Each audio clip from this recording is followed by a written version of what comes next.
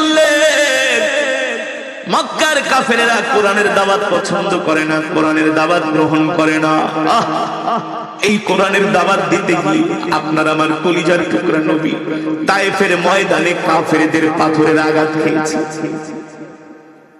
আল্লাহর নবীকে মারতে মারতে তায়েফের ময়দানে বেহুশ করে ফেলেছে। এই কোরআনের কথা বলার কারণে উহুদের ময়দানে আল্লাহর নবীর দাঁত মোবারক শহীদ করেছে। ঠিক কিনা বলেন? হাশরের ময়দানে যেই দিন আল্লাহ তাআলা জান্নাতীদেরকে ডাক দিবে, আল্লাহ নবী ডাক দিবে, এ কে কে আমার উম্মত আসো, আমি তোমাদের জন্য আল্লাহ তাআলার কাছে সুপারিশ করব। কোটি কোটি মুসলমান আল্লাহ নবীর কাছে যায় ভিড় জমাবে। ওগো নবী, আমরা তো আপনার উম্মত, আপনি আমাদের জন্য আল্লাহ তাআলার কাছে সুপারিশ করেন। আল্লাহ নবী রাহমাতুল লিল আলামিন জামা মোবারক খুলে আমাদের মতো হতভাগা উম্মতদেরকে বলবে, এ তোরা আমার উম্মত দাবি করস, আমি তোমাদের নবী, দেখো কোরআনের কথা বলতে গিয়ে আমি কাফেরদের কত পাথরের আঘাত খেয়েছি। আমার শরীরের দিকে তাকায় দেখো, আল্লাহর নবীর উপরে পাথর মারতে মারতে কাফেরেরা ক্ষত বিক্ষত করে ফেলেছেন। নবীজির সুন্দর শরীর মোবারকটাকে তারা এমন ভাবে পাথর মেরেছে, আল্লাহর নবীর শরীর মোবারকের মধ্যে পাথর পড়তে পড়তে পাথরের আঘাত একেবারে ক্ষত হয়ে গেছে, ক্ষত দাগ, বড় বড় দাগ পড়ে গেছে। আল্লাহর নবী রাহমাতুল লিল আলামিন একদিন জামা মোবারক খুললেন। আম্মা জান আয়েশা রাদিয়াল্লাহু তাআলা আনহা এই বড় বড় দাগগুলো দেখে বলতেছেন, ওগো আল্লাহর নবী, ছোটবেলায় কি আপনার কুষ্ঠ রোগ হয়েছিল কিনা? আল্লাহর নবী ডাক দিয়া বলে, আয়েশা কেন বললা আমার কুষ্ঠ রোগ হয়েছে? আয়েশা তুমি কি জানো না আমি রাহমাতুল লিল আলামিন, আমি যখন রাস্তা দিয়া হেঁটে যাই আমার মাথার উপরে আকাশের মেঘমালা আমাকে ছায়া দেয়, আমার শরীরে মশা মাছি বসা হারাম, আর তুমি বলছো আমার কুষ্ঠ রোগ হয়েছে, বসন্ত হয়েছে। আম্মা জান বলে, তাহলে আপনার শরীরে এত বড় বড় কিসের দাগ? আল্লাহর নবী চোখের পানি ছেড়ে দিয়া বলে, আয়েশা আমি মক্কা থেকে কোরআনের দাওয়াত দেওয়ার জন্য তায়েফে গিয়েছিলাম। তায়েফের কাফেরেরা কোরআনের দাওয়াত গ্রহণ করে না, উল্টা তারা আমার উপরে এমন ভাবে পাথর মেরেছে, দেখো আয়েশা আমার শরীরটাকে তারা ক্ষত বিক্ষত করে ফেলেছে। ঠিক কিনা বলি? আল্লাহর নবী হাশরের ময়দানে বলবে, তোরা আমার উম্মত দাবি করস, আমার শরীরে পাথরের দাগ, তোদের শরীরে তো একটা ফুলের টোকাও নাই। কি জবাব দিবেন? যে কোরআন আমি আপনাদের সামনে তেলাওয়াত করলাম আল্লাহ রাসূলের হাদিস, আমাদের উপরে কোরআনের হক আছে। কি আছে? স্ত্রীর উপরে স্বামীর যেমন হক, স্বামীর উপরে যেমন স্ত্রীর হক, সন্তানের উপরে বাবার যেমন হক, বাবার উপরে সন্তানের যেমন হক আছে, পাড়া প্রতিবেশীর উপর যেমন হক আছে, আল্লাহর কোরআনের আমাদের প্রতি হক আছে। যদি আমরা কোরআনের হক আদায় না করি তাহলে আমরা হাশরের ময়দানে ধরা খেয়ে যাব। এই কারণে আল্লাহ তাআলা নবীর উপরে কোরআন নাজিল করে বলছেন, নবী আপনার উপরে কোরআনের হক আছে, আপনি কোরআনের হক আদায় করার জন্য কোরআনের দাওয়াত দিয়ে যান। আল্লাহু আকবার। কিন্তু শোনেন, আপনি দাওয়াত দিবেন, অনেক কাফেরেরা দাওয়াত গ্রহণ করবে না, আপনাকে গালি দিবে, কষ্ট দিবে, কিন্তু মন খারাপ করা যাবে না। ও যুবক, আল্লাহর নবী কোরআনের দাওয়াত নিয়ে আবু জেহেলের বাড়িতে গেলেন, আবু লাহাবের বাড়িতে গেলেন, উতবার বাড়িতে গেলেন, শাইবার বাড়িতে গেলেন, ওলীদ ইবনে মুগীরার বাড়িতে গেলেন, আবু সুফিয়ানের বাড়িতে গেলেন। আল্লাহর নবীর কোরআনের দাওয়াত কেউ গ্রহণ করে না, উল্টা আমার নবীকে মিথ্যাবাদী বলে মক্কার কাফেরেরা গালি দেয়। বলেন নাউজুবিল্লাহ। আমার নবীকে বলে মিথ্যাবাদী, অথচ আল্লাহ তাআলা আমার নবীকে বলছেন আপনি হলেন রাহমাতুল লিল। জোরে বলেন সুবহানাল্লাহ। আমার নবী কোরআন পড়ে মক্কার কাফেরেরা বলে এ মুহাম্মদ বানায়া বানায়া কবিতা লেখে আর সেটাকে কোরআন বলে চালায়া দেয়। বলেন নাউজুবিল্লাহ।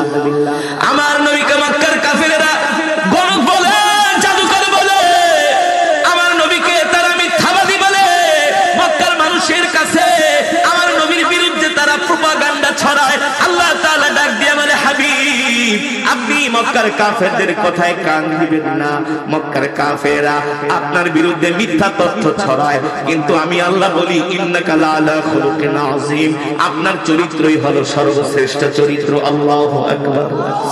আপনি দাওয়াত দিয়া যান, আপনি মক্কার কাফেরদেরকে দাওয়াত দিয়া যান, হেদায়েত দেওয়ার মালিক আমি আল্লাহ, হেদায়েত করার মালিক আমি আল্লাহ। ঠিক কিনা বলেন? নবী আপনি কষ্ট পাবেন না, দেখবেন আর কিছুদিন পরে দলে দলে কাফেরেরা আপনার হাতে হাত রেখে কালেমা পড়ে মুসলমান হয়ে যাবে। আপনারা মনে করতেছেন এই সমাজের ভিতরে ওয়াজ মাহফিলের লোক কম হইছে, এটা কোনো বিষয় নয়। মেহনত করতে হবে, মেহনত করার ফলে দেখবেন হতে পারে এই সমাজ একদিন রাঙিয়ে যাবে। ঠিক কিনা বলেন? এই সমাজের মধ্যে এমন কিছু কিছু হক্কানি আলেমের জন্ম হবে। আল্লাহু আকবার। জোরে বলুন আল্লাহু আকবার। পরিবর্তন করার মালিক কি? মক্কার জমিনে যে পরিস্থিতি ছিল, যে সিচুয়েশন ছিল, কাফেররা বলে মুহাম্মাদের অর্থ নাই, বিত্ত নাই, সম্পদ নাই, টাকা পয়সা নাই, সৈন্য নাই, অস্ত্র নাই, কিন্তু মুহাম্মাদের সাথে আমরা কোনো দিক দিয়া পারি না। আল্লাহর নবীর সাথে মক্কার কাফেরেরা যতই ষড়যন্ত্র করে, কোনো ষড়যন্ত্র করে তারা আল্লাহর নবীকে আটকাতে পারে না। আল্লাহর নবীর কাছে কোনো অস্ত্র ছিল না, সৈন্য ছিল না, ক্ষমতা ছিল না, অর্থ ছিল না, বিত্ত ছিল না। আল্লাহর নবীর কাছে ছিল কোরআন। কি ছিল? মক্কার কাফেরেরা কিছু কিছু বড় বড় নেতারা বিরোধিতা করেছে, কিন্তু যুবকরা আল্লাহর নবীর জন্য পাগল হয়ে গেছে। সুবহানাল্লাহ। আল্লাহর নবী যখন কোরআন পড়তেন, মুসাব বিন উমাইরের মতো টাকরা টাকরা যুবকরা আল্লাহর নবীর মজমায় এসে কোরআন শুনতেন। জোরে বলেন সুবহানাল্লাহ। আল্লাহর নবী যখন কোরআন পড়তেন, মক্কার যুবকরা এসে আল্লাহর নবীর ঘরের চতুর্পাশে, কাবার চতুর্পাশে দাঁড়িয়ে দাঁড়িয়ে তারা কোরআন শুনতেন। আল্লাহু আকবার। এভাবে করে কোরআন শুনতে শুনতে একজন, দুইজন, তিনজন করে করে করে করে করে করে তারা কালেমা পড়ে মুসলমান হয়ে যাচ্ছে। তুফাইল বিন আমর দাউসির মতো, তুফাইল বিন আমর দাউসির মতো জলিল কদর সাহাবী, কবি স্বভাবের মানুষ, শিক্ষিত মানুষ, সেও আল্লাহর নবীর হাতে হাত রেখে কালেমা পড়ে মুসলমান হয়ে যাচ্ছে। আল্লাহু আকবার। মক্কার চতুর্দিকে কোরআনের দাওয়াত ছড়ায় গেছে, মক্কার চতুর্দিকে শুধু যুবকরা তারা কালেমা পড়ে মুসলমান হয়ে যাচ্ছে, মুসলমানদের সংখ্যা বেড়ে যাচ্ছে, আল্লাহর নবীর প্রভাব বেড়ে যাচ্ছে। এই দৃশ্যটা মক্কার বড় বড় নেতাদের চোখে ভালো লাগে না। মক্কার কাফেরেরা বড় বড় নেতাদেরকে ডাক দিয়া বলে, আমাদের ক্ষমতা আছে, অর্থ আছে, অস্ত্র আছে, সৈন্য আছে, আমরা বড় বড় নেতা, কিন্তু দেখতেছি মুহাম্মাদের পাল্লা ভারী হয়ে যাচ্ছে। এইভাবে চলতে পারে না, এইভাবে চলতে পারে না। আসো মুহাম্মাদের বিরুদ্ধে আমরা রুখে দাঁড়াই, যাতে মুহাম্মদ কোরআনের দাওয়াত দিতে না পারে। আমরা মুহাম্মাদের বিরুদ্ধে এমন ষড়যন্ত্র করব, আমরা মুহাম্মদকে মক্কা থেকে বের করে দিব, অন্যথায় তাকে আমরা জানে মেরে ফেলবো। বলেন নাউজুবিল্লাহ। আবু জেহেল বলে, ওলীদ ইবনে মুগীরা মিটিং ডাকো। কি ডাকো? মিটিং ডাকো, মুহাম্মাদের বিরুদ্ধে একটা সিদ্ধান্ত নিতে হবে। ওলীদ ইবনে মুগীরা ঘোষণা করে দিলেন, আগামী কাল কাবার চত্বরে মক্কার সব নেতারা হাজির হবা, সব যুবকরা হাজির হবা, গোত্র প্রধানরা হাজির হবা, মুহাম্মাদের বিরুদ্ধে আমরা অ্যাকশনে যাব। মুহাম্মদ মক্কার ভিতরে এমন অশান্তি সৃষ্টি করতেছে, আমাদের পাল্লা হালকা হয়ে যাচ্ছে। দিন দিন মুহাম্মাদের নেতৃত্ব ভারী হচ্ছে, মুহাম্মাদের জনসমর্থন ভারী হচ্ছে। এইভাবে তো আমরা চলতে দিতে পারি না। মুহাম্মাদের বিরুদ্ধে আমাদের বড় ধরনের একটা সিদ্ধান্ত নিতে হবে। এবার মক্কার কাফেরেরা, বড় বড় কাফেরেরা আল্লাহর নবীর বিরুদ্ধে সিদ্ধান্ত নেওয়ার জন্য, আল্লাহর নবীকে মক্কা থেকে বের করার জন্য, আল্লাহর নবীকে জীবনের তরে শেষ করে দেওয়ার জন্য মক্কার কাফেরেরা বাইতুল্লাহর চত্বরে হাজির হলেন। এতদিন তারা যত মিটিং করছে সবার মুখে হাসি ছিল, কিন্তু আজকে কারো মুখে হাসি নাই। কারণ কি? তারা আল্লাহর নবীর বিরুদ্ধে কোনোভাবেই পেরে উঠতে পারছে না। কি সিদ্ধান্ত নিলে তারা জিততে পারবে, এই টেনশনে, এই চিন্তায় সবার চেহারার মধ্যে ক্লান্তির ছাপ, সবার চেহারার মধ্যে আতঙ্কের ছাপ, সবার চেহারার মধ্যে ভয়ের ছাপ। যেভাবে করে মুহাম্মাদের জনসমর্থন বাড়তেছে, আর কিছুদিন পরে না জানি মুহাম্মদ আমাদেরকে মাই শুরু করে দেয়। আল্লাহু আকবার। তারা এই আতঙ্কে ভুগতে লাগলেন। মিটিং এ জড়ো হলেন, একত্রিত হলেন। আবু লাহাব ডাক দিয়ে বলে, আবু জেহেল, বড় ধরনের একটা সিদ্ধান্ত নেয়, মুহাম্মাদের বিরুদ্ধে, হয় মুহাম্মদকে শেষ করে দাও নাইলে মক্কা থেকে বের করে দাও। বলে নাউজুবিল্লাহ। সাইবা ডাক দেয়া বলে, আবু জেহেল, আবু লাহাব, শোনো, আমরা মুহাম্মাদের উপরে প্রথম শক্তি প্রয়োগ করব না। আমরা মুহাম্মদকে কিছু লোভ দেখাবো। কি দেখাবো? কারণ দুনিয়ার মানুষ হলো লোভের পাগল, ঠিক কিনা বলেন? কেউ অর্থের পাগল, কেউ ক্ষমতার পাগল, কেউ নারীর পাগল, কেউ নেতা হওয়ার পাগল। সাইবা বলে, শোনো আবু জেহেল, আমরা মুহাম্মাদের বিরুদ্ধে প্রথম শক্তি প্রয়োগ করব না। আমরা মুহাম্মদকে অর্থের লোভ দেখাবো, ক্ষমতার লোভ দেখাবো, নারীর লোভ দেখাবো। দেখি এই লোভ টোভ দেখায় মুহাম্মদকে কোরআনের দাওয়াত থেকে দূরে সরানো যায় কিনা। ওলীদ ইবনে মুগীরা বলে, সুন্দর একটা কথা বলছো। আমরা প্রথমত মুহাম্মদকে দুনিয়ার কিছু অর্থের লোভ দেখাই, ক্ষমতার লোভ দেখাই, দেখি এই লোভ টোভ দেখে মুহাম্মদ দ্বীনের দাওয়াত থেকে বের হয়ে আসে কিনা। তবে এই প্রস্তাবগুলো নিলে কে যাবে? এই প্রস্তাবগুলো মুহাম্মদের কাছে নিয়ে কে যাবে? আবু জেহেলকে আবু লাহাব তুমি যাও, বলে না, আমার মাথা গরম, আমি ভালো করে কথা বলতে পারি না, তোমরা উতবাকে পাঠাও। আবুল ওয়ালি উতবা ছিলেন মিষ্টভাষী, শিক্ষিত মানুষ, কবি স্বভাবের মানুষ, গুছিয়ে গুছিয়ে কথা বলতে পারে। বলে মুহাম্মদের কাছে উতবাকে পাঠাও, যে এই প্রস্তাবগুলো দিতে বলো। যদি মুহাম্মদ প্রস্তাবগুলো মেনে নেয় তাহলে তো আমাদের কোনো টেনশন নাই, আর মুহাম্মদের বিরুদ্ধে আমাদের অ্যাকশন নেওয়ার দরকার নাই। উতবাকে ডাক দিয়ে বলল, উতবা যাও, মুহাম্মদকে তিনটা প্রস্তাব দিবা। অর্থের লোভ দেখাইবা, নারীর লোভ দেখাইবা, ক্ষমতার লোভ দেখাইবা। যদি এই লোভে পড়া মুহাম্মদ কোরআনের দাওয়াত বন্ধ করে দেয় তাহলে তো আমরা বেঁচেই গেলাম। উতবা বলে, সুন্দর কথা বলেছো। এবার উতবাকে আল্লাহর নবীর বাড়িতে পাঠানো হলো। আল্লাহর নবীর বাড়িতে উতবা গেলেন, যে বলতেছে, ইফতাহিল বাব ইয়া মুহাম্মদ, ও মুহাম্মদ দরজাটা খোলো।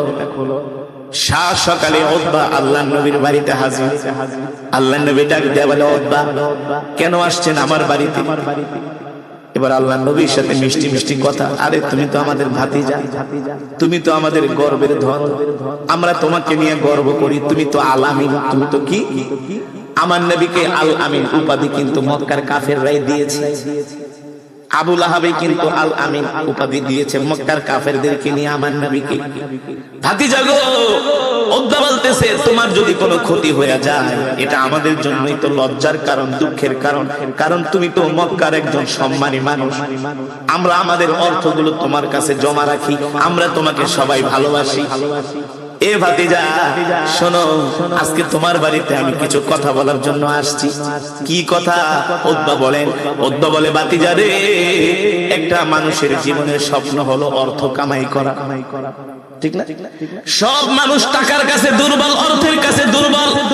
কথা বলে উতবা বলে, শোনো মুহাম্মদ, আমরা মক্কায় যত অর্থ চাও মক্কার ব্যাংকের সব অর্থগুলো তোমাকে মালিক বানায় দেব। আল্লাহর নবী বলে, কেন? বলে, কারণ আছে।